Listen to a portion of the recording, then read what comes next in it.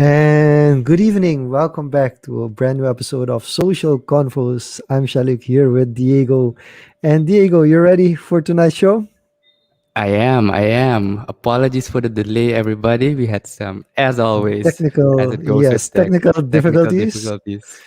But But luckily, nonetheless, everything. we're here. We are here.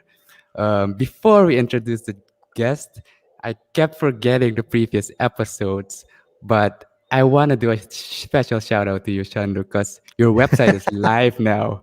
And we've been talking about it for a few weeks now, and it's a source of very valuable content. So, a shameless plug to you, Thank you, Shanluk.sr thank is you. live.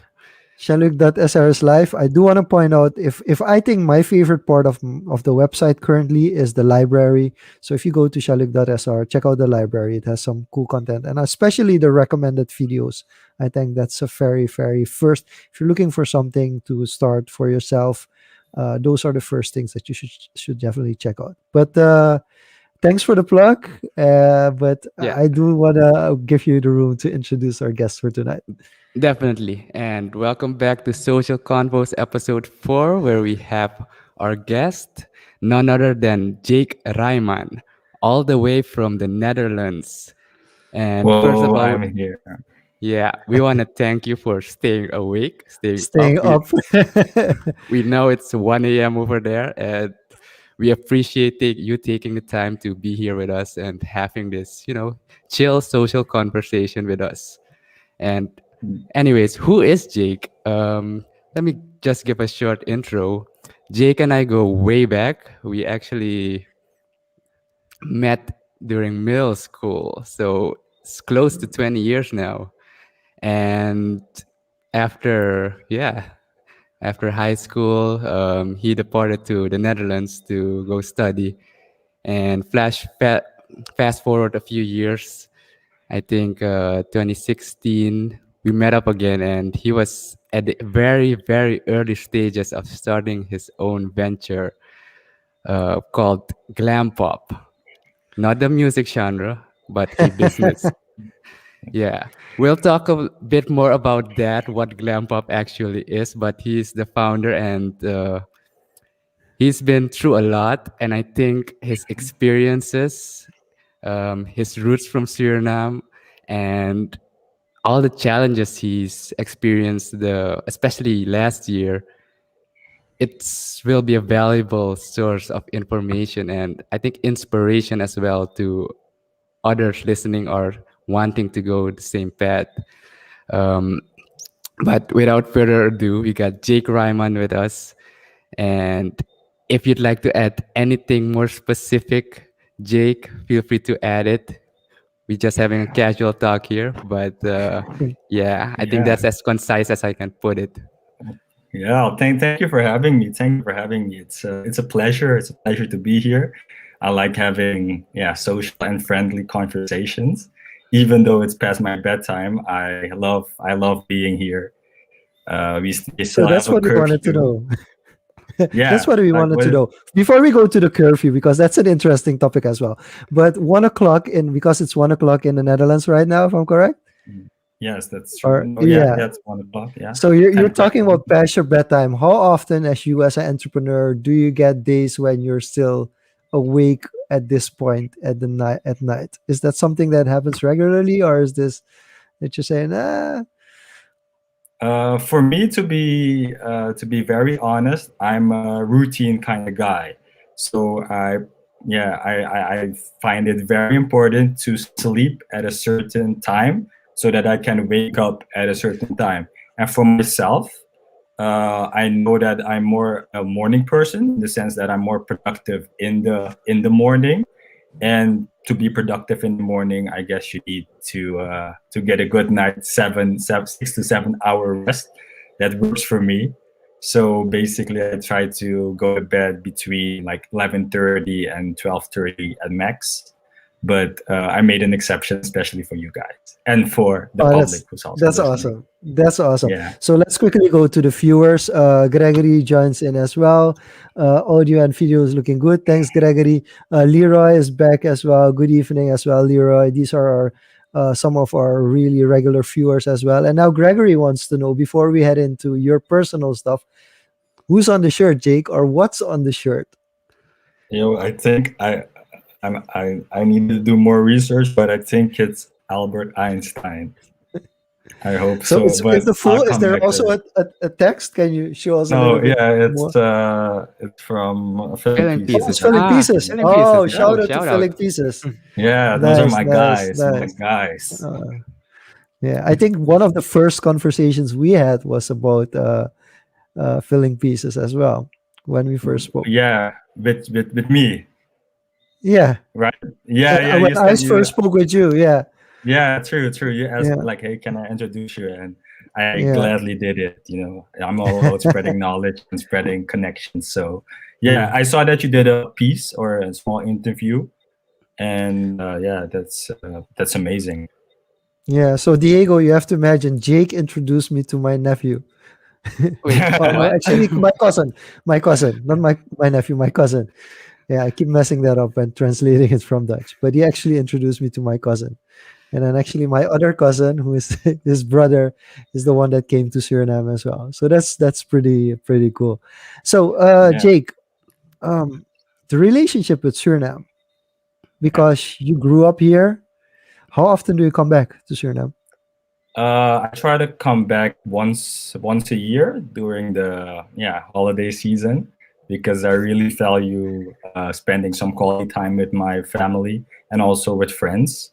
But due to the pandemic, I didn't visit. Last Christmas season.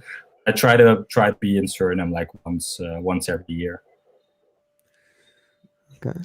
Yeah, it's quite Yeah. annually, and we usually meet up every year when you're here or when I'm there in the Netherlands at least once, and that's Yeah. kind of how we stayed in touch over the years.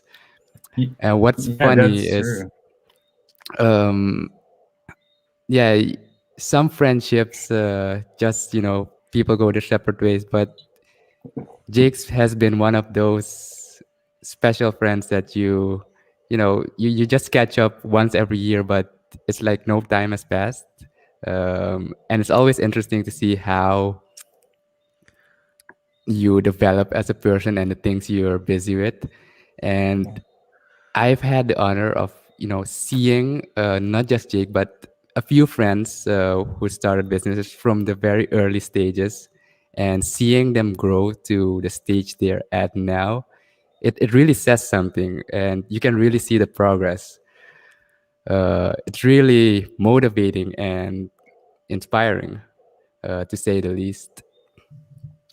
Yeah. I guess you and I we go way back. Like in the introduction, you told the viewers that we were in the same class at the middle school and also high school.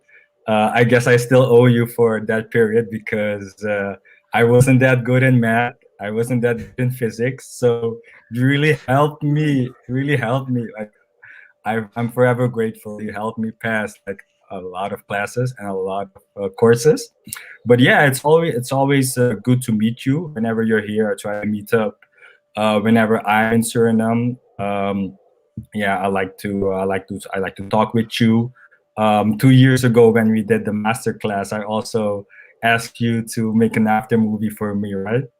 Yeah, Yeah, actually, that like was that's last year's. That was 2020. It no, yeah, was it was January beginning of 2020, January yeah, before 2020. the whole pandemic came in. Yeah, And, yeah, and you it was guys aren't really it was gonna nice. show us the after movie? I want to see the after movie now. The It's after Can you movie's put on it? my it's on my Instagram or Okay. shameless plug here. You can plug it here, Yeah, okay, no, sure. Diego. I mean, Diego can look it up for us while I Yeah, ask you a follow-up question on, because okay, of so course. you graduated high school in Suriname and then you moved Yeah. to the Netherlands. You said that Yes. math was kind of a big issue at the time, but of course you're an Yeah. entrepreneur now, so somehow it still is part of your life. Um, Yeah. how did the idea start on starting your own business? Did it straight go? Was GlamPop the first entrepreneurial idea that you just went for it, or was there something in before? When did the entrepreneurial journey start? when the entrepreneurial journey started, I guess I always was intrigued with business and business ideas. So I was always brainstorming, like, hey, this is a good concept, and I think this can work. But I guess first, the first instance where it started was when I did my RBS, that's Rotterdam Business School. That's like HBO in Dutch Mm. terms. And Yeah. we had a course on small business and small entrepreneurship. And during that course, I was really intrigued by the whole setting of it. And I pitched the guy, like the teacher, I pitched him, hey, I'm from Suriname. And in Suriname, there's no real pasta restaurant. And pasta is seen as a very, let's say, luxurious, posh kind of dish in Suriname. But in the Netherlands, it's just, yeah, kind of like fast food. So I pitched him Yeah. that idea, and he was like, oh, wow, that's a really good idea. You have to pursue it. And then I called a friend, and I pitched him the idea, and he was, okay, it's also like a good idea.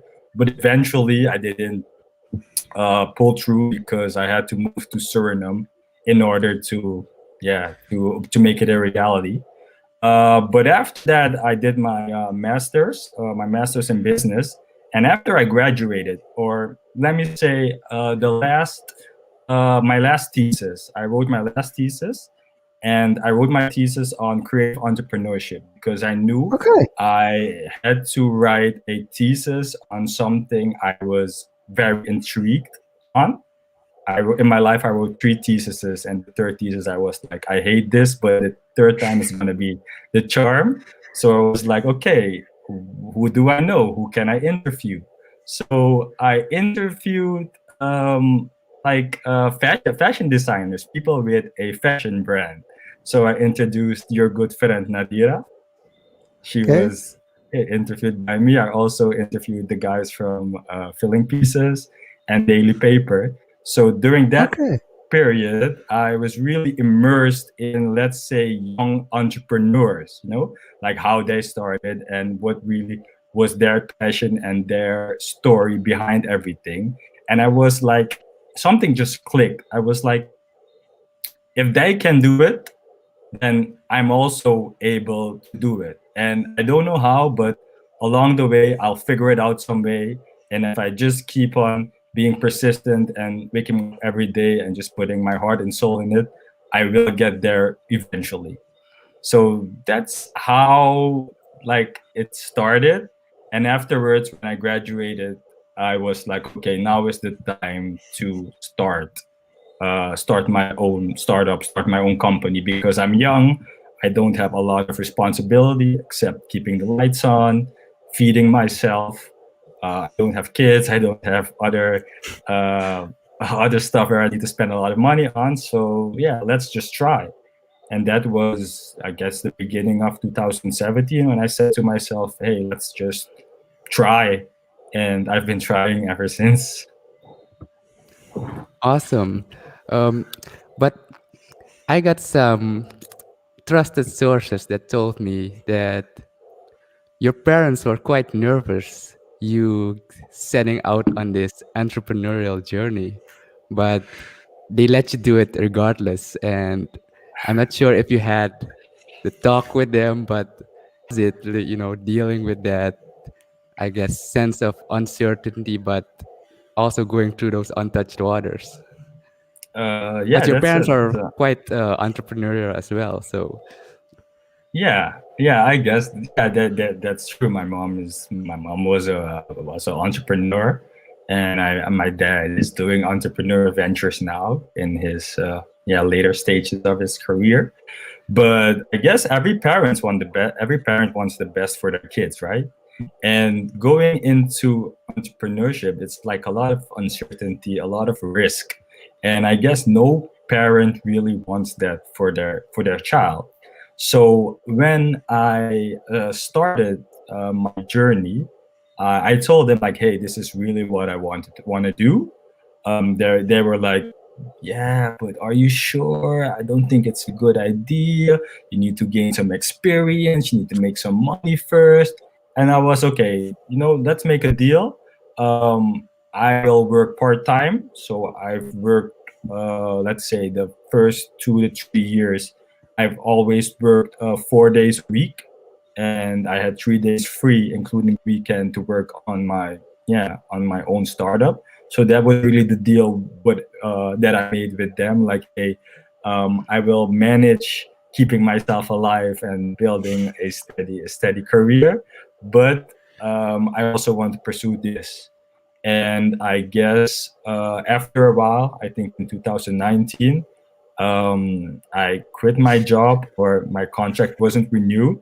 And that was for me really the time to say, like, okay, I'm going to do this all in. I'm going to do this 7 days a week and just go for it. And I don't know how I'm going to manage, but I'll manage. And But at that time when you made that decision, um, did you already have enough revenue to pay yourself on a monthly basis, or did you just take a little bit of a calculated risk or a leap of faith to jump into it full time? It's okay. You can be honest about it, because this is a no, question. This I'm is very something a honest. lot of people are afraid of. This is something a lot I'm of people I'm are afraid of. very I'm Yeah. very I'm gonna be very honest.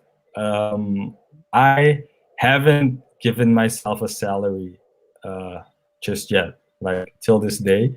Only when I'm in dying need of money, like I take it out of the business. But every cent and every euro I make, I reinvest back into the business. And yeah, I just trying to find a way to keep myself afloat. During the pandemic, we get a small subsidy from the government. It's not that much, but basically, I try to live off that, and just reinvest everything back into the business, because I know that eventually I will be able to take out some money from the business, and then I can have a small splurge on myself, but not at this time. Cool, cool, cool. Okay. Before we move on, I want to do a quick shout out. We actually have a viewer from Brazil. From Brazil, yeah, It's pretty cool. Luis, and he's saying, "Go plant life." I met Luis in Germany during the hackathon in 2017, and really cool that he dropped in to say hi and appreciate that he's watching it. And it really goes to show that having an international network pays off along the way. Thanks, Luis, for tuning in. Yeah, And we got Vishan tuning in again. Genius at work. Genius at work. Compliments to you, Yeah. Jake. Oh no. Tevin is here saying hi, and Gregory is here as well. Not sure what signs he was referring to, but hey, welcome, guys. yeah. Um, I anyways, quickly do want to jump into the aspect of, I think it's one of the things that people underestimate. So Jake, thanks for just being honest and saying, like, I want to Yeah. reinvest everything. Yeah. When I started my current business, I took a cut in my paycheck as well. I decided to say, okay, this is what I want to make, and the salary that I wanted to have, I told myself I want to have that in 3 years time.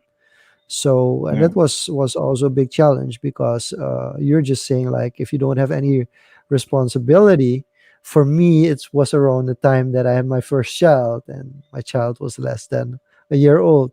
So it did bring some issues at home for my wife, saying, like, okay, but you're not paying yourself.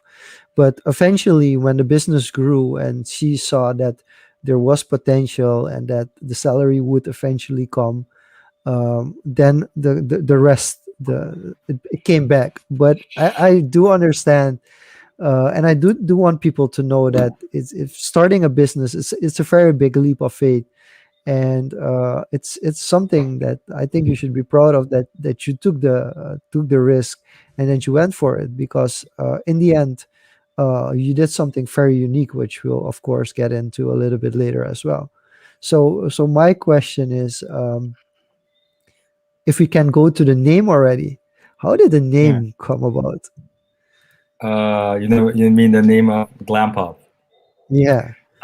So back in the early days, I was doing this together with a very dear friend of mine, and we were like, okay, we have this business concept. We were brainstorming, we were writing everything down on a whiteboard, and then we were like, okay, we need a name. We really need a name. And where I was working at the time, they had like a small cubicle, let's say a brainstorm cubicle. So we went in that cubicle, and we were like, we're not coming out if we don't have a name yet. So we brainstormed like 30 minutes, and yeah, okay, basically we're doing something with beauty. So that is like the glam part of it. And the pop stands for population, you know. So GlamPop stands for glamorous population. And what we want to say with that is that we want to welcome everyone to feel empowered and become part of our, let's say, population of people who are confident and who really want to shine in life, and just feel empowered to tackle everyday challenges. So that's the story behind the name. Behind the name GlamPop, and it's funny because I mentioned in the intro it's also quite a niche music genre, so not to mix Yeah, those two yeah, up. So glamorous population, and I yeah, think that has some identity with it as well. And right, what's curious to me is you wrote your thesis on creative entrepreneurship, but yeah, you yourself have not, I'm from what I know at least, been into, okay, you've interviewed fashion, but the glamour industry, especially makeup, hairdresser, and you as a yeah, guy doing this. yeah. Um, how did that work its way out? Because it's not something you'd expect to see from, like this might sound superficial, but an Yeah. individual like you. True. True, and that's like one of the questions I get asked on a daily basis. Like, how is a guy like you doing this? And basically, for me, I guess it's not really a superficial kind of thing, but more that I truly believe that like the beauty industry can be disrupted in in this sense. If I look at myself, I consider myself a, let's say, more or less the early adopter. So I was like, hey, I like innovations and I like innovating business models and having a different perspective on how things work and why we do things in a certain way because we're accustomed to doing that. So it just made sense to me. Like, just to give you yeah, a bit of explanation. With GlamPop, we deliver on-demand beauty services. So we deliver makeup artists, hair artists, nail artists, and also wellness artists to the location, to the home, or to the hotel, or anywhere else of the client. And in that business model, I was like, why are we still going to the salon? We get food delivered, we get everything delivered to our house, and basically it should be possible to do it in the beauty industry because we're working with all these fabulous makeup artists who are accustomed to going to the client. Why not make a, yeah, a new concept of it and try to launch it on the market? So I guess it's true that I don't really have a beauty background, but you know what they say: if you don't have the skills, try to surround yourself with people who do. And I guess I do have a great team of let's say beauty individuals who really guided me in the beginning of the journey and really helped me to understand certain yeah, parts of the business and parts of the community. Okay, maybe we want to jump into the comments section as well. Thank you for joining in, Joseph. Sup wants to say Jake the Great. So he also noted that you've always been very stylish and fabulous. So No. that's in a big up from Theo as well, and Gregory to get back to the question. What was the sign like no contract renewal. That was kind of a sign to make the jump. And then we get to the questions by Gregory. Have your Surinamese roots helped or held the business back? I imagine Surinamese root lead to being more open-minded. So do you have a clear maybe a story or something that where your Surinamese roots has impacted the business as well? My Surinamese roots impacted the business. I guess, or I know that coming from Suriname, I also have a mission to put the country on the map, or give opportunities to people coming from Suriname, give them opportunities to grow and to move further in life, and also give back to the country. So in that sense, it does.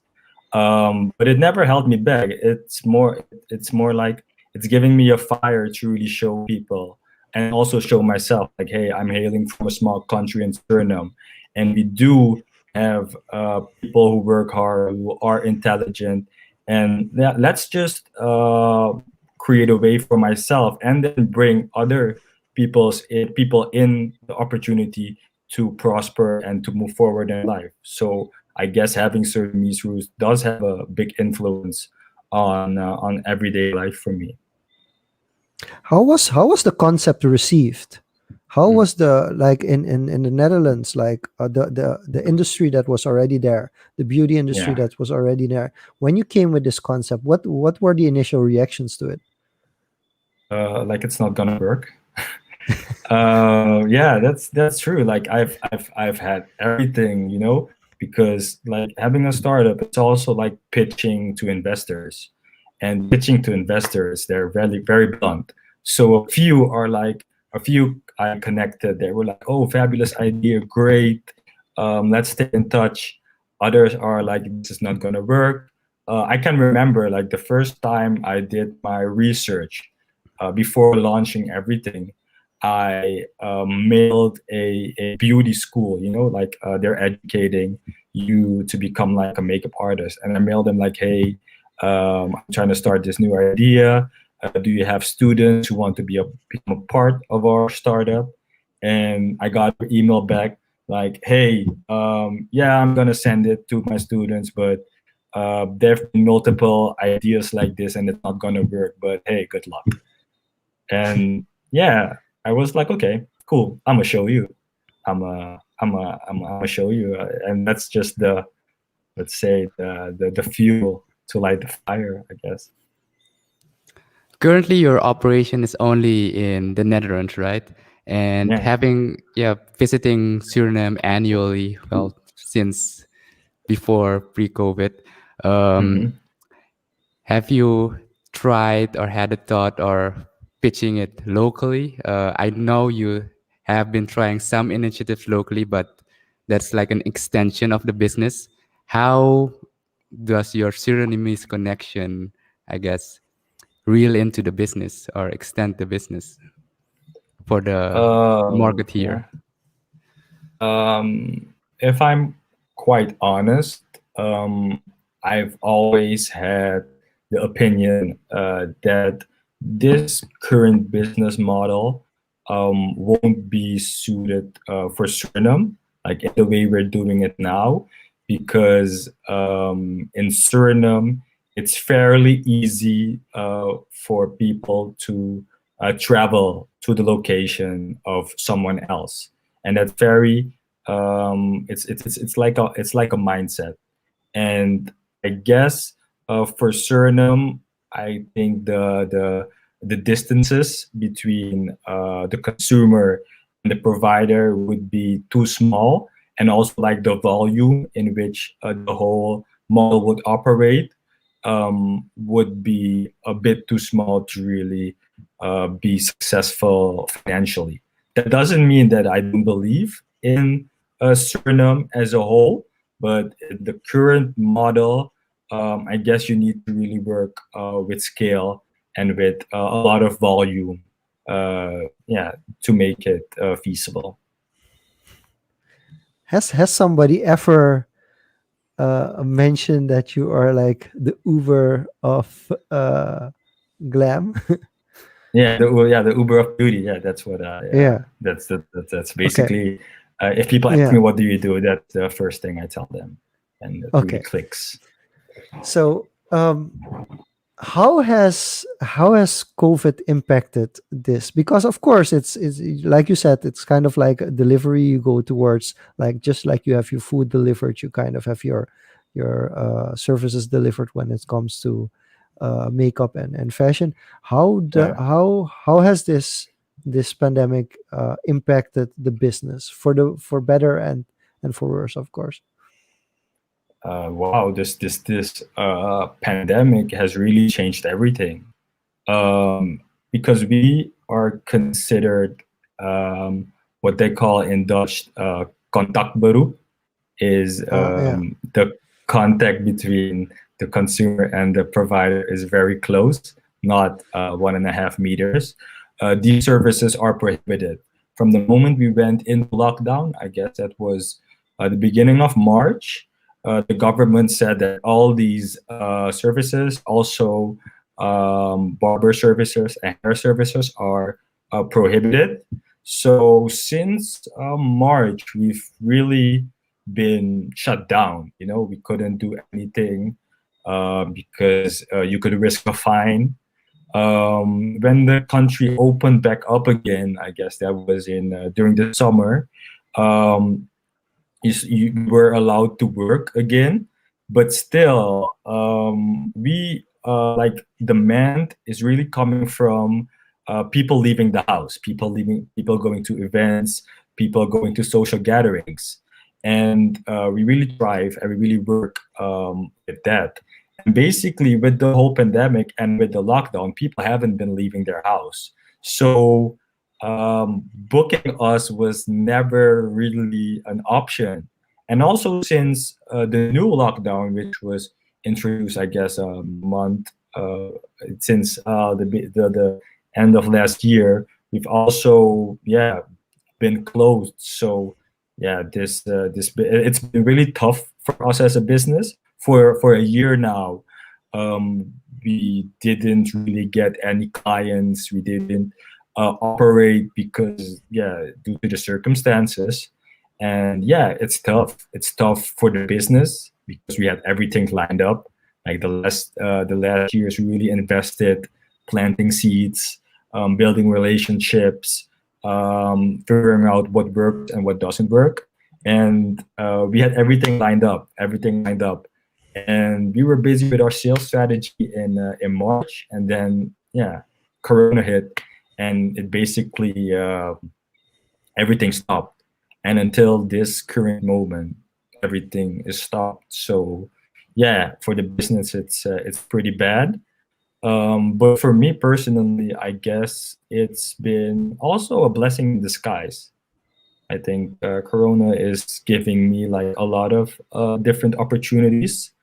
Also taught me to be very grateful for what I have, and just working on your mindset and diving into other entrepreneurial journeys, other entrepreneurial adventures. Um, the pandemic has given me that chance to really do that. Okay. Before we follow up on those other entrepreneurial adventures, because we know there is one that you're currently doing that you added. Okay, wow. But before we go to that, so the business got impacted really hard.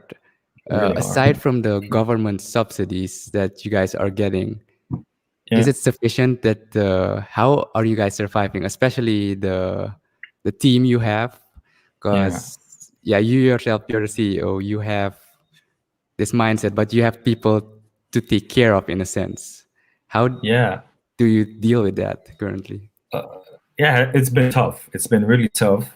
And I guess when this hits, also like the uncertainty, because it's very uncertain how we're gonna open, when the country's gonna open back up again, and when people feel free to go to events and leave their houses.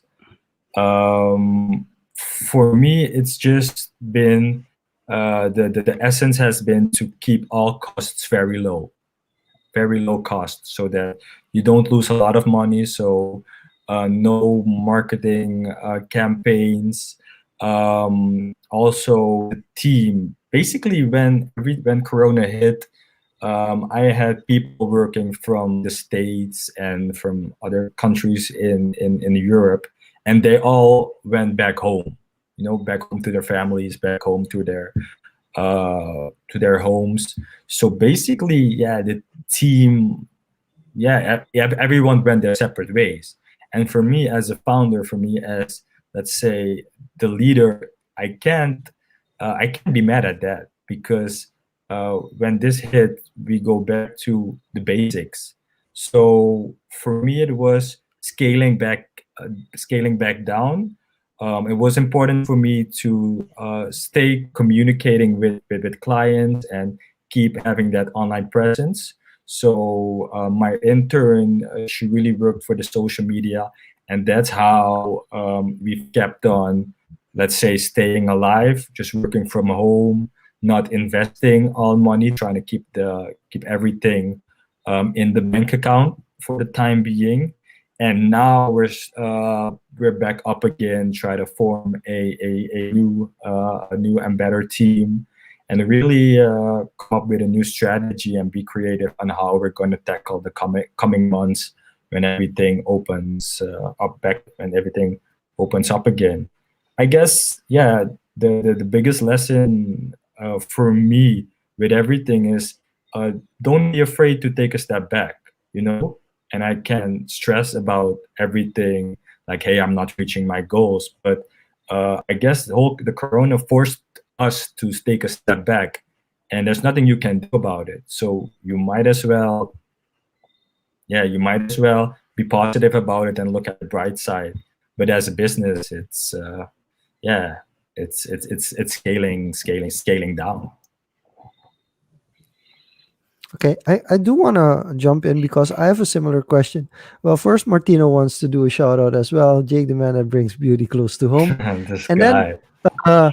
uh, Joe asked a really good question. Will you adjust your business model or start another business? We'll get, Joseph, we're going to get back into this question in a little bit. Diego will introduce it to that.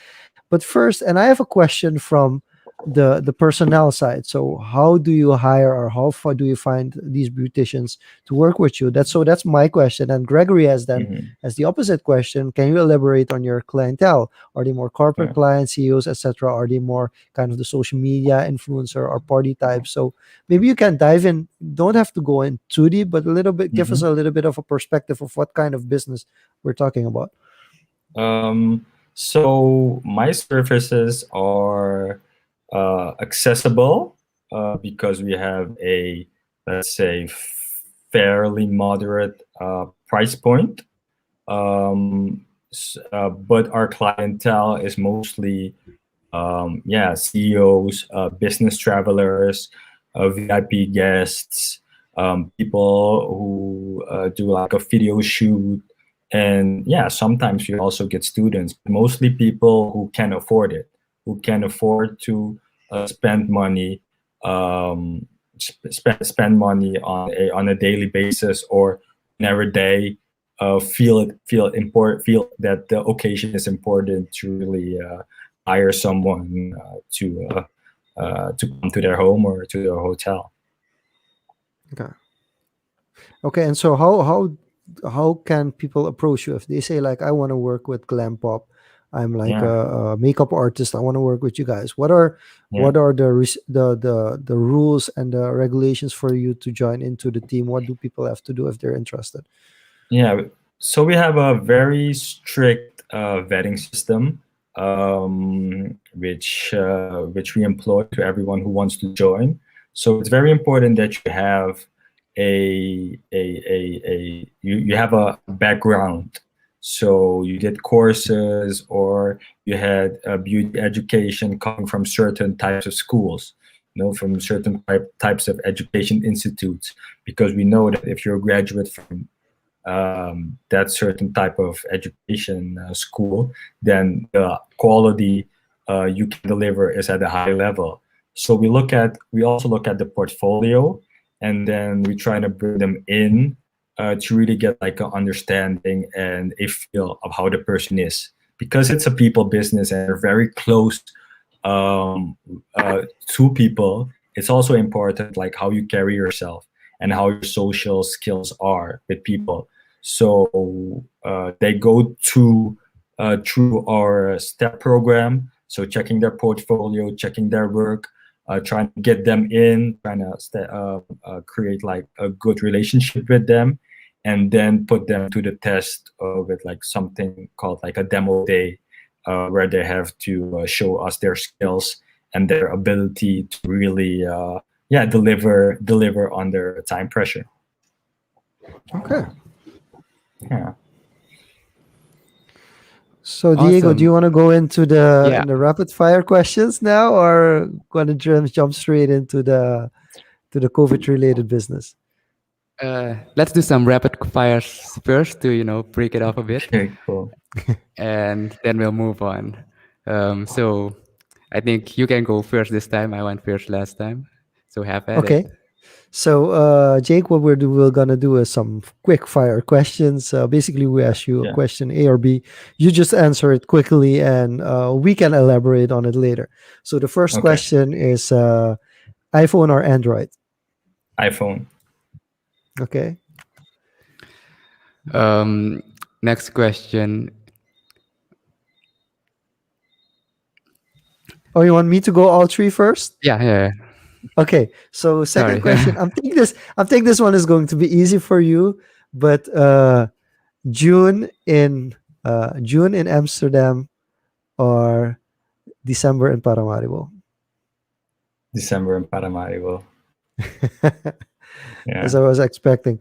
And the final one is actually, it's not really no, I'm gonna leave the final one, Diego, All because right. All right. No, I it's can a little handle it. bit, I can handle it's a it. little bit okay. No, I don't. I'm gonna rephrase the question because otherwise Yeah. it feels a little bit okay. We'll go easy first. Okay. Okay. Summer or winter? Summer. Summer. Curly hair or sleek hair? Curly hair. Okay. Jean-luc, your last one. Okay, and the last one is hoodies or sneakers? Sneakers. Yeah, Okay. I love sneakers. All right. And my final one. So you're based in Rotterdam, but if you had Yeah. to choose another city in the Netherlands, where would it be? Choose another city in the Netherlands. I guess it would be Amsterdam, because I like living in a big metropolitan city, a city that lives, a city that breathes. And I guess Rotterdam is an amazing city to live in. And I have no hate against Amsterdam, but Amsterdam would be then for myself the second biggest city. So I would choose Amsterdam. Okay. Yeah, so I had to rephrase the final question because at first it was Wilterkins or filling pieces, but I felt like I didn't want to put anybody in that situation. So that's why I changed it to hoodies and or I see what you sneakers. So did that's right why I there. changed it. Because I would either whatever you answered, I would get a Yeah. phone call tomorrow saying like, "What did you do? Why did you do that?" So that's why we're not gonna do that. I'm a firm supporter of supporting friends and helping friends so purchasing their product, and I wouldn't make that choice because I send positivity to every fashion designer or entrepreneurs also on the journey. I wouldn't answer that question either, to be honest. And speaking of products, because from what we've been talking about now, you've been more of a service-based business, basically providing a platform for suppliers and supply and demand, bringing one service to your client's door. But since the pandemic hit, you've been very creative and came with a product, and it's the Air Queen Nano Mask. So you Yeah. played a Wow. card that's kind of uh, a special card during such a crisis. And what we're interested is in, okay, masks. Yeah, Yeah. everyone wants masks now, but True. how did you select this mask? What were the criteria? And how did you source it? Because from what my understanding, they come straight from a supplier in Korea. Correct me if Yeah. I'm wrong, but yeah, tell us how That's that true. came That's about. true. So the story behind everything is like when the pandemic hit, everyone there was a big shortage of masks, and my uncle he has a firm ties with Korea, and yeah, factories or businessmen in Korea, and he gave me a call like, "Hey, Jake, uh, I have these masks. Do you want to try to distribute it for me in Europe? We can be the sole distributor." And I was like, "Nah, I don't know. I'm not that kind of person. I don't want to make like, let's say, money off a pandemic because that's basically how, yeah, they frame you." And like he sent some samples over, and when I got the samples I was like, wow, this is a very very good product, because the experience of wearing a mask is not a nice Mm. experience. So why not trying to make that experience as as good and as pleasant as possible? And I guess with the mask, which I have now, which is the Air Queen mask, this one referring to. I guess I know that the experience of wearing a mask is better. You know, it's lighter. It has all the certifications, and it can be used in the medical field as well as the consumer field. So Okay. for me, it was once I got the product in my hand, I was like, okay, there's something in this product, and there's something I can do with this, and I stand behind the product. Sometimes you just gotta, yeah, feel something and experience something, and that can really change your opinion on the situation. So that's how Okay. it We do started. have some. We do have some quick shout outs. Martino says Super Sus needs to order all your masks, so that's Yeah. a plug as well. And Gregory says Yeah. he has one at home. So and he says these are dope. So how Oh, did so basically you told the story of how it came to be, but are you now officially the distributor of those masks in Europe? yeah. So I work with a supplier, and he is also a distributor. So we work together, and he's taking, let's say, the financial burden, and I'm helping him to sell them retail, and trying to get some different and bigger clients to purchase from us. I also want to go in on what Martino said. I did approach Sue for Stu multiple times, but hey, in business, sometimes you win and sometimes they leave you on red. That's just the way it Okay. goes. Yeah. Okay. We'll show it in this video, of course, Yeah, so maybe that someone. they at least know about it, except from the emails. Um, Yeah. I do want to ask, like, okay, maybe this is more a pragmatic question, but you said because these masks can be used as well in the medical field as well. Yeah. So, what kind of material are they, and how often? Because the main person doing a promotion or explaining educational promotion on wearing mask here says you Yeah. have to wear to wash off your mask every day. Yeah. So, if you're like somebody who needs to be in the field on a daily basis, how many masks would you need to be able to do your daily operations? So basically, to answer your question, um, the Air Queen mask is built with a nanofiber filter. So that's a small filter within the masks, within the mask, which really protects against the virus. And that's not a filter that, let's say, a made-at-home mask has. It's not a filter which the normal blue mask has. It's like an extra protective layer. And basically, if you're working in the medical field, so like you're in the room with the patients, it's important to really switch off your mask every 3 hours. I know that because my girlfriend, she also worked with corona patients in the hospital, so she told me that. But like on a regular basis, my masks can last up to 10 days. You just have to spray them with a bit of ethanol, and then they're fresh and good to go. So after a while, after 10 days, you really have to renew them. But basically, you're getting more. You're getting more mask for a longer period of time. So you can't put them in a wash. You can't wash them in the washing machine. No, I wouldn't wash them in the washing machine. I would spray them with Spray alcohol them. and wear them Okay. 10 days and then throw them Okay. away. Also Okay. for hygienic reasons. Okay. Yeah, and from what I've seen, there's also this the mask case. Because correct me if I'm wrong. I'm just Yeah.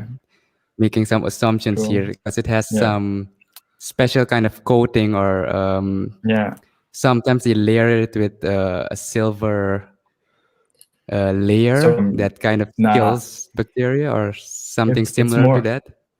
yeah, it's more like a copper layer, and copper has been proven as a disinfectant material for bacteria and viruses for ages. So the case is made from a specific copper coating, which is like a innovative Korean technology. And whenever you put the mask inside, all the viruses die, and when you take the mask out, it smells and it feels brand new because it's been disinfectant going into the case. So that's an Okay. additional way to extend the life. The life of the mask. Yeah. True. Yeah. Okay. So I have I guess, a more personal question on the distribution of the mask. So now you're Yeah. one of the official distributors. Yeah. Why did you decide to use it under the GlamPop brand or the GlamPop name? Because this is something totally left field from the fashion services that true. you are providing before. So Or how is does it? that? Easy. Or is it? I don't know. So how Nah. does this mixture work? So To be very honest with you, I've always tried to create GlamPop as a premium brand, a premium brand with a more luxurious feeling, but also accessible for everyone. And I felt that the Air Queen was also a brand which was on the same level. So not only in the same field, but if you just look at brand, it has a higher price point. It's seen as superior. It's seen superior if you look at other masks. So for me, it was like a easy way of trying to sell it under under the GlamPop brand. And also in these times, you need to be very fast. You need to be very quick. So it was like, okay, I have the resources. I have like an online shop. I have people can order online. I have a social media presence. So let's just go. So within a week, I set it up and just went from there. Sometimes you don't need to make it as difficult as possible. Just try to keep it simple. If it doesn't work, try it again.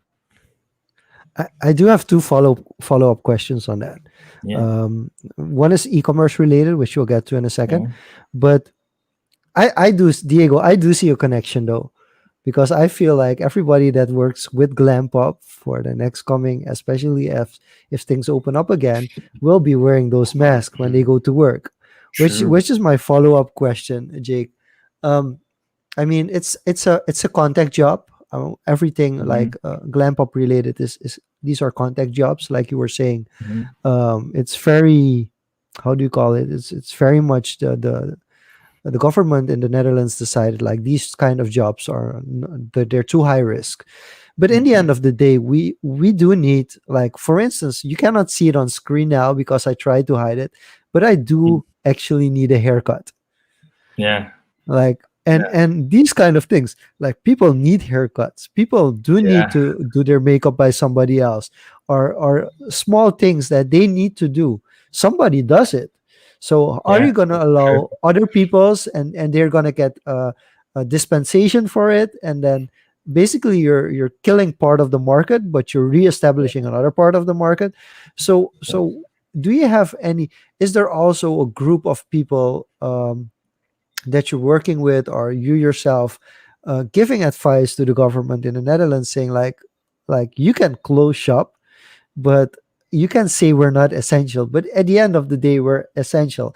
We don't want to end like at the end of the pandemic and everybody comes out of their home and their hair is Yeah, like 2 meters and nobody has shaven in days, and or yeah. in months. So there has to be, so that's what I'm wondering, is to what extent is there another solution? Something else we've talked about in Suriname is getting a different license, because for Mhm. certain type of jobs, certain licenses, if you have a certain license for a job, you are allowed, even though it's a contact job, you are allowed. Whereas other that kind of carry the same risk Yeah. don't get the opportunity. So that's something I am wondering. How does the industry go about that with that in the Netherlands at the moment? To be very honest, the industry is suffering. The industry is really suffering bad. And I was in all those Facebook groups. I still am, but there's a lot of negativity in those groups. Negativity um, towards the government, never a negativity towards, let's say hairdressers who do travel to the clients. And for me, it was a bit too much. So I was like, I'm going to distance myself from all the negativity, because I do understand that. I'm also one of the people which is heavily impacted by all the restrictions of the government. But in this certain time, there's not really something you can do. You can argue with the government, but at the end of the day, they put out the rules, and I guess that um, they wouldn't take this difficult decision if they didn't have all the resources to make this decision. So for me, It's difficult. I know that the industry is suffering.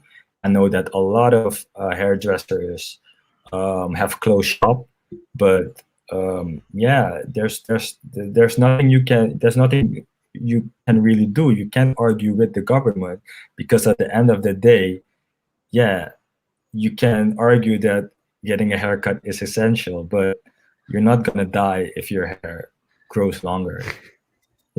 Like I know. I also really value getting my haircut every 2 weeks, so I understand. But yeah, it's for the greater good. All right. Uh, there is a question from I have to be careful, but because there are several Gregorys in the chat. But Yeah. Gregory wants to know: can we see the mask? Do you have a mask on you that you can show us, Yes. like without the Yes. packaging? Yeah, Well, I do. Jake's I can see it. gets it. You can also check them out on glampop.nl in a shop. So maybe order one. Support Yeah. Jake while you Mhm. can. So basically, this is a mask like this here, and then you pull out this, and then you put it on your face like this, and you adjust it that everything fits. Oh, I have it on wrong. This is not good for me, but yeah, you put it on. You attach it behind your ears. There's also like a ear loop, a head loop, so that if you don't like it behind your ears, you can also fasten it behind your head, and then you put it like this, and then you can breathe perfectly through the mask, and it feels light. So it's also It pretty feels pretty good for flying. it looks less closed off. Yeah, it It does looks because breathable. It Yeah, it actually is. looks breathable. Yeah. So because for yeah, most that's of us, the homemade mask are either they're really like on top of everything that you can't properly breathe, or they're too loose, and when you talk, they start kind of moving around your face as well. Yeah. yeah. Yeah, No, awesome. We're hitting the 1 hour mark, but Mhm. we've talked of quite a bit your journey starting actually humble beginnings from GlamPop and when shit hit the fan and how you pivoted Sure. um, to doing the mask. So that flowed naturally. But there's one thing that I do wanna ask. Um, if you let me, Jean-luc, we're going a bit over the hour it's because okay. this is something that's not very known or common in Yeah. Suriname, the startup culture or the Yeah. venture capitals. And in 2019, you were a finalist in one of those competition in the Netherlands. Yeah. So Sure. could you, especially as a young startup, could you share a bit of that experience on how it is, especially of getting investors on when you're requesting like a few 100,000 K of investment to Yeah. build this platform? How do you how was that experience? And especially coming from somewhere where that's not very common. Yeah, that experience is let's say a very rigorous experience, just like raising money and pitching to investors. That's like a very very hard and difficult task, but also like a task which is necessary in order for you to grow. If you don't have an extra, let's say, million euros laying somewhere else, but basically, you have these accelerators and these competitions during the year, which you can apply for. Basically, you get introduced to investors, you get coaching so that be able to present and pitch in a suitable manner to the investors. So when I saw, I like in 2019, I knew like, hey, I want to raise money, so I need to go through these accelerators. I need to sign myself up because for me, it's going to be getting out of my comfort zone and just being comfortable being on stage and speaking to investors and speaking to large groups.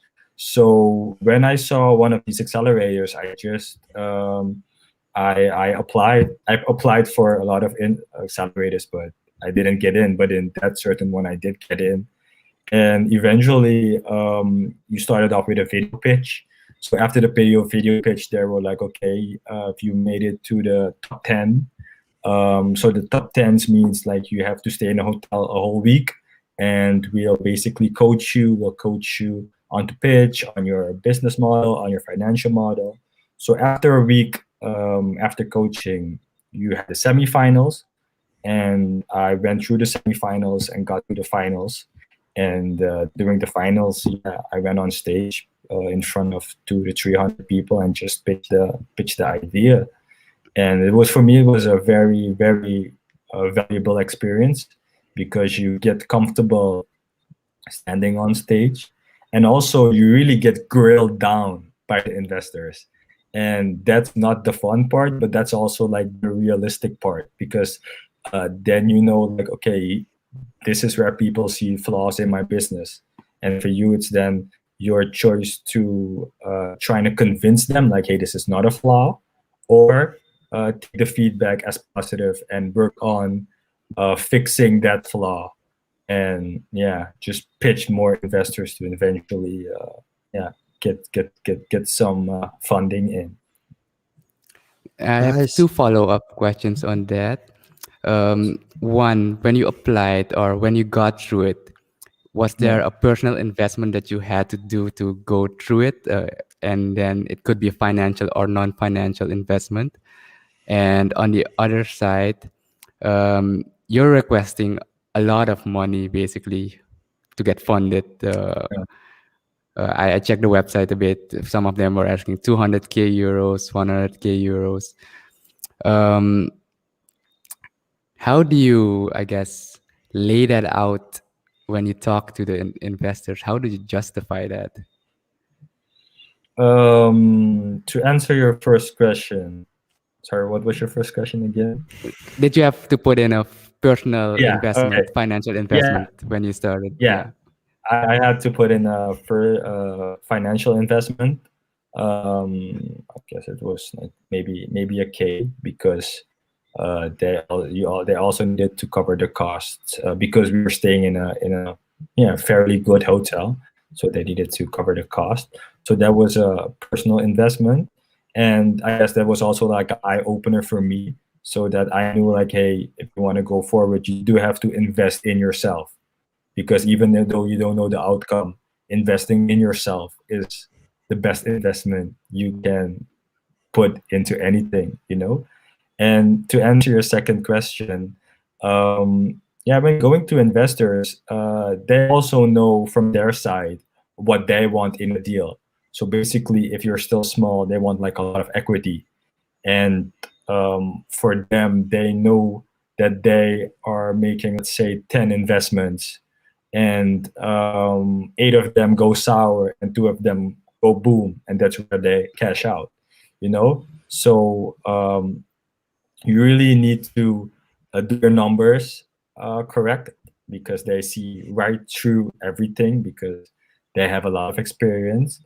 And yeah, sometimes, and it's also like if you have a good connection with them, because at the end of the day, people like doing business with people and with companies. So if they have a good feeling about you as a founder, or they feel your passion and they feel that you are able to lead a team to great success, then yeah, they invest in you. And also they need to like your business idea, and feel that they can be of added value to your business idea, or else they wouldn't invest. Okay, interesting. So you have a shout out from Alert, give sending out power Hey, for sharing the Alan, story. my So that's guy. pretty cool. Yeah, And really cool. I do also have a follow up question. Of course. What's the takeaway, the biggest takeaway that you would like to share from that week? So something you learned that week that you think for young entrepreneurs is very, very important to know. Like something, and that's just a big takeaway for myself, and not specific to that weekend, but also is you can connect to that weekend, is that in order to grow, if you want to grow, you really need to get out of your comfort zone. You really need to go, because growth only occurs when you're out of your comfort zone. So during that week, I really went out of my comfort zone, as in being comfortable of being on stage, of presenting your idea to others, pitching your ideas to others, and also being very resistant and receptive to other people shitting on your idea, because that's also the way it is. It's also cool. You don't need to take it personally. Just see it as a yeah, uh, to agree to disagree. That's basically how I see it. So yeah, invest in yourself, and trying to be in as much uncomfortable positions as you can be, because that will stimulate your growth as an individual. Okay. No, awesome. I think that sheds some insight because from what I'm seeing here, we lack that kind of investment culture here, Yeah. having those initiatives. So I think we can learn a lot just from your experience there. And I know there are some people who are trying to set up something here. um, I think that would be very valuable. I'm not sure if the Yeah, scale is enough, but Well, yeah, we've had it here. I mean, the best case that we've had of such a competition was United Business Idol. I don't yeah, remember if you. I think we had two editions, the United yeah, I Business yeah. vaguely Idol, remember that. Yeah, And we and also have, I guess, the Ondernemershuis in Suriname. They also have like yeah. pitch nights, because when I was there in 2019, they did have pitch nights, and I wanted to join because I just wanted to see like the crowd, and if I got the chance to speak and to really share some of my 2 cents, that would be nice, because I do really feel that Surinamese people are capable enough, and uh, are are capable enough and motivated enough to start great things, to start great companies, or just start doing something, and I really applaud those initiatives. Yeah, I do want to say in the IT branch, we also had, I mean, if you take in consideration, it might not be an accelerator startup, that's not the intention, but the IT core has had similar concepts as well of competitions where you kind of have different companies or person, you can join in as either a company or as a yeah, group. Yeah. So we do have that. I think the interesting question that I might have as a follow up to that, Jake, is what happens to these contestants? Like yeah. you were in That's such the an accelerator. Like of those people you've met, how many of those Yeah. people? How many of those still exist? Yeah, that's a good question. So basically, I try to stay in contact with a few of them, and you see that some of them are really moving up in life, becoming more successful, growing, getting more traction.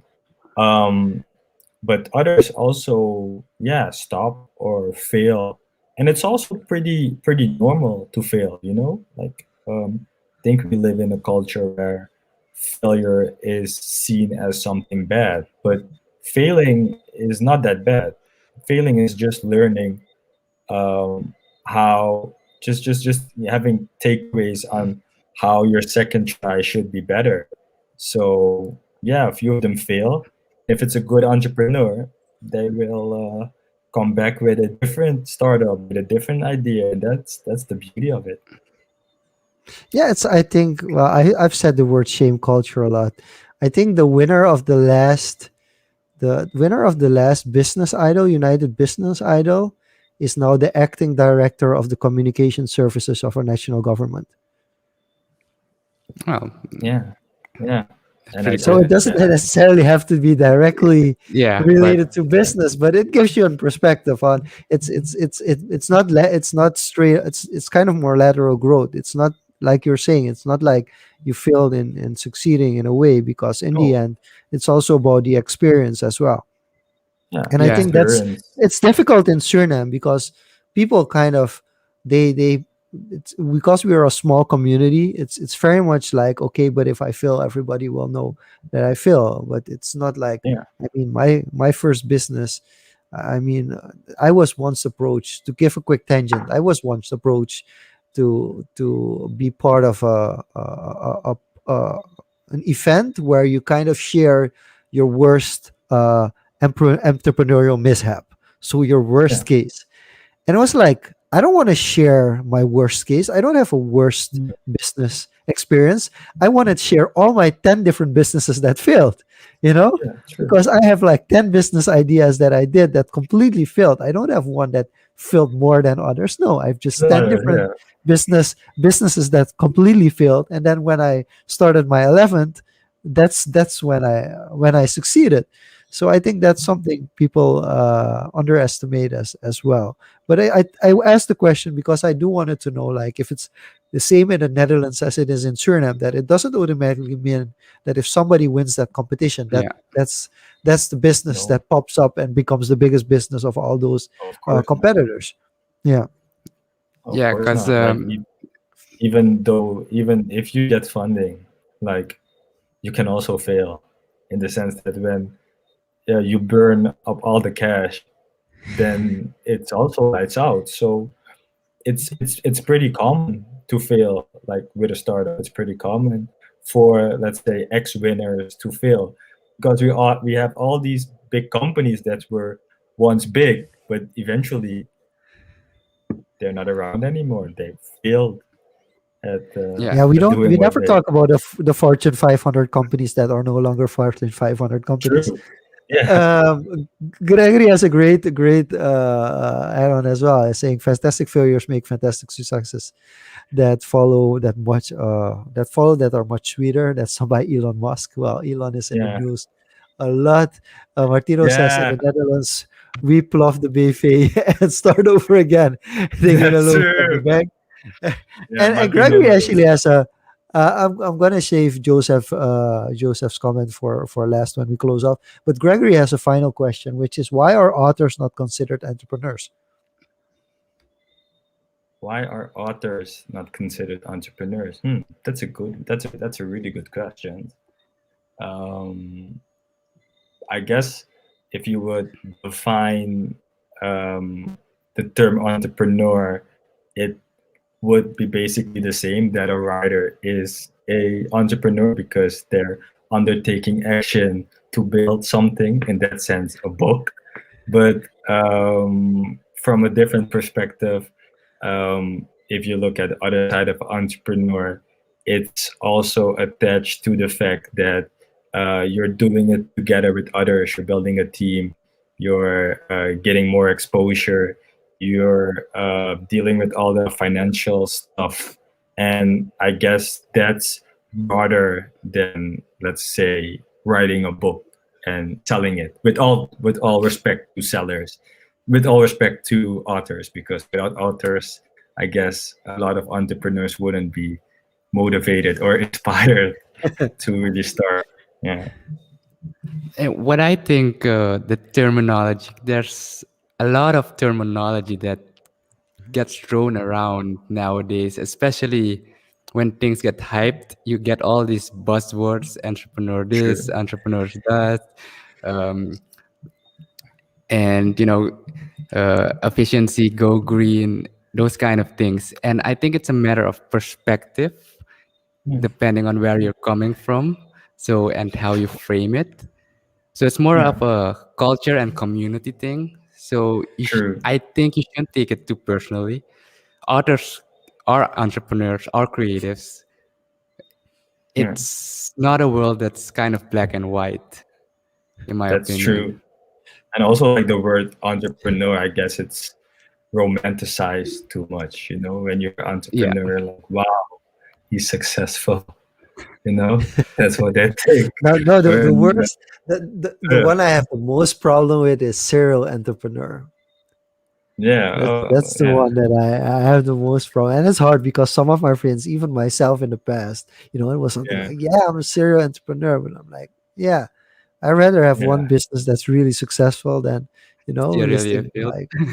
But I mean, I'm being hypocritical for even saying that. I do want to say, and Diego, I'm going to say this: if you are an author on Hive, you are definitely an entrepreneur. Yeah, You're even a yeah. you're even an owner. Yeah. But I'll leave that It's a one good one. for another time. So final remarks, Diego. Do you have a final remark, final question you wanna drop in? No, I just want to say, Jake, thanks for joining us. Thanks for openly Pleasure. sharing your experiences. Was I think pleasure. there's quite some interesting nuggets there that people will find very valuable. That it's not just roses and tulips or whatever you call them. And moonshine, directly translated from Dutch. Yeah. Yeah. Um, but I guess last thing would be for 2021. You're working on yourself now. You got the mask, but Yeah. is there anything that we or people can look out for that it's in the works? We don't know the situation, how it's going to evolve, but yeah, what's in the works for you, and where can people find you? This is your moment to plug. Show Okay, us what you yeah, learned to during the plug. pitch sessions. Let's Yeah, go. great, Floor is great. yours. First of all, I want to thank you guys for inviting me for this podcast. This is the first podcast I ever did. Also, it's after midnight, but I really enjoyed it. So I really want to empower you guys to keep on doing this because I really think this is a good vehicle to share knowledge and to share information. So appreciate that. Also, I want to say that if somebody has questions, business related questions, or they want to have an opinion or something, feel free to contact me. I really want to help because this year one of my goals was helping people more, and not only people from the Netherlands but also people from Suriname. So if you have like questions on how it is being an entrepreneur, like how to start, or just stupid questions or questions you think that are stupid, which are absolutely not stupid, just feel free to reach out to me. You can find me on Instagram at Jake Raijmann. You can find me on Twitter. That's where I post my my thoughts, my very unfiltered thoughts. That's at Great Minded Jake. You can find me on LinkedIn at just my name, Jake Raijmann. You can find me on Facebook at Jake Raijmann. You can find me on Clubhouse at Jake Raijmann. And yeah, for this year is see how it goes with GlamPop. Next to that, just hustle more with the masks and build Aircrew into a greater brand. And I'm also busy with a real estate project with a friend. So yeah, I'm pretty busy, but I always have time to help others. And yeah, uh, just feel free to hit me up. So you're literally building. Hey, Yeah. I'm gonna share two more comments, both from Joseph. The first one, Mm, congrats on the first podcast interview, Jake. Keep growing. It went thanks. great. And to finish the day off, or to finish off this show for this week, get out of your comfort zone. Get This out of your Yeah. was comfort zone. Social Confoes. One This second was before you Social roll out Confoes. the Yeah. video. Um, we have us. I we really want to thank everyone for tuning in every week, but especially look out for February because we have a lineup that you guys don't want to miss. February is fully booked already, so tune in next week. I don't know if you want to announce who's coming up next week, Sean Lucas. Oh, we have only international guests this month, so it's really Wow. exciting. I want to keep a little bit of a secret All because I right. want to allow Diego. So follow Diego on Facebook and YouTube and on Instagram because we will be announcing next week's guest during, I think, the weekend. Maybe I think on Sunday we will announce next week's guest for you guys. He's from the US. He's from Kansas, and keep tuned, Yeah. I guess. Yeah. All right. Put on your This notifications on. If you're on YouTube, hit the like button for the algorithm. Like, comment, spread, guys, subscribe. spread it. Yeah. Subscribe. Subscribe, do the little Yeah, bell, and of course, if you're yeah. watching this on Facebook or LinkedIn, feel free to follow as well. This Yeah. was Social Confos. And you want to give one more thing, Diego? Go ahead, man. This episode, as always, will be on the website. So if you have friends who've missed it and you want to recommend them, it will be up on the website and all podcasting platforms on Saturdays. And lastly, the first episode of Creative Convos for 2021 is also live now on the website, where me and Tevin talked with another Jake. So check that out as well. Awesome. Jake, I'm not the first Jake. I'm not the first Jake. yeah, well, you are on this show, so that counts as Okay, well. good. Good, good. Jake, thank you so much for being our guest. Thank you guys for watching. And this is when we really close it off. See you next week on Social Confos. Bye bye. How?